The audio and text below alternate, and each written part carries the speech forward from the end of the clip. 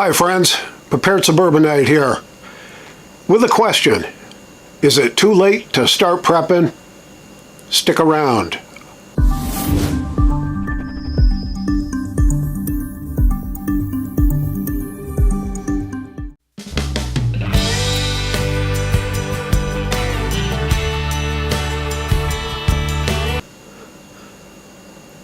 When I look around at all the stuff that's going on in the world today, what's going on in our political climate today, what's going on the foreign relations front with North Korea, China, Russia,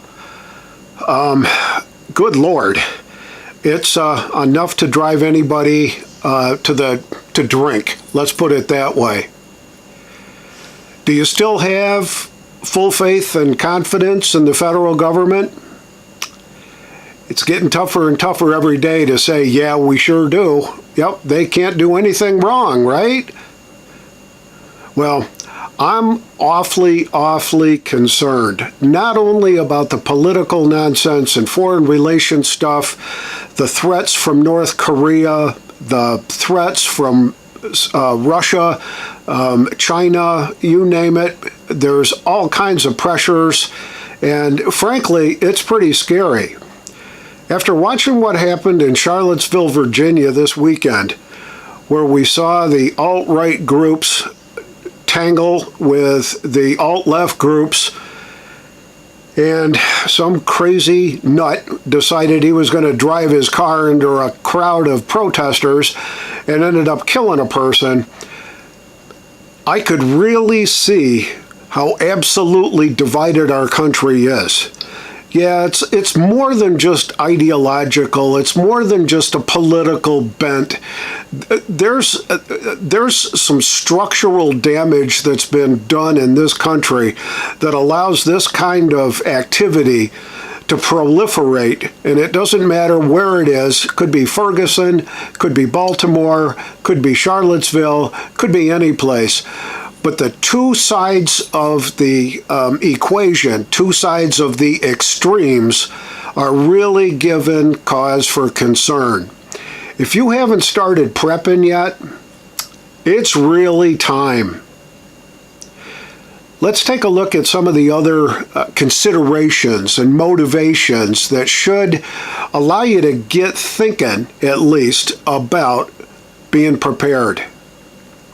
We're right now in hurricane season. The East Coast has seen a number of small tropical storms form in the Atlantic and kind of whirl their way up and just missing the coast, and it's not really causing any big concern right now, but this is the height of hurricane season. August, September, maybe a little bit into October. It could get pretty bad. The rumblings that are going on in the Yellowstone Park at the Yellowstone Caldera really do give me a lot of concern. Been watching some of the reports that are coming out of there with strings of earthquakes, and while it seems to have settled down a little bit over the last couple of weeks, is that the calm before the storm? With this political environment, with the threat of natural disasters, with the threat of worldwide global destruction, basically, if that Yellowstone Caldera supervolcano decides it's going to go off, is it really too late to start prepping? Or do you have enough confidence that we're going to be able to pull this through? If you haven't started, what's holding you back? Read a couple of studies. One came from FEMA, one came from the Census Department, where they interviewed a number of different people, a lot of different cuts, ages, ethnic backgrounds, economic backgrounds, that kind of stuff, and found that a substantial portion, and I was surprised to see this because I didn't expect it would be that much, folks believed.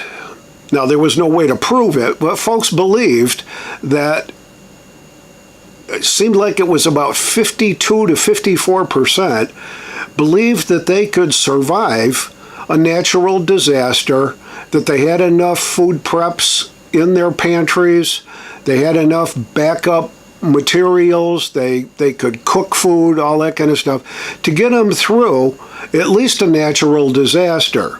Hurricanes, tornadoes, floods, those kinds of things. And I was surprised to see that the number was actually that high. If it was that high, then, gee, better than 50% of the people at least think that they're marginally prepared. But what if it goes beyond a week of a natural disaster, or even 2 weeks for a really nasty one? Are you prepared? Do you have enough food storage, freeze-dried food, backup ways to cook it if your power goes out and you don't have your electric stove, your electric range, that kind of a thing? If you don't have that, do you have a way to cook that food? Do you know how to get a fire going?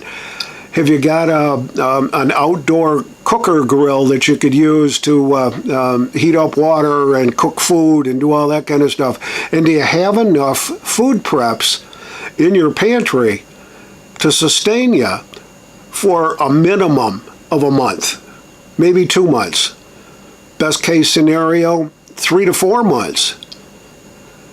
The Mormon Church of the Latter-day Saints, is recommending to have at least a year's worth of food put up just in case something really bad happens. I don't have a whole year's worth of food. I've probably got about 6 months worth set aside here at the homestead, and I've got just a little bit of emergency kind of stuff at our bug out location. But I think I could do fairly well for 4 to 6 months without really having to worry about it. If we get that natural disaster, what'll happen, at least in my theories and in my thinking, is that we're going to have a cascade effect. So that cascade effect can have a big, huge, kind of a trickle-down effect on lots and lots of things. Transportation systems, energy systems, your abilities to procure food and trade or barter with your community. If the stores aren't in operation because there isn't any power and there isn't any transportation, and the economic systems are in disarray, inflation can kick in, are you really ready to get through the worst of that and be able to contribute to the comeback? Well, is it too late to start prepping? Never. It's never too late to start prepping. If you've got the willpower and if you've got the motivation, you can prep, and it only takes a little bit each week, each day, to set aside just a little bit so that you can build up enough food storage, water storage, alternative energy supplies, cooking utensils, those kinds of things, so that you and your family can survive. This is the Prepared Suburbanite, trying to give you something to think about. It's never too late to start prepping. This is the Prepared Suburbanite, reminding you to be prepared always, and I'll see you on the next video.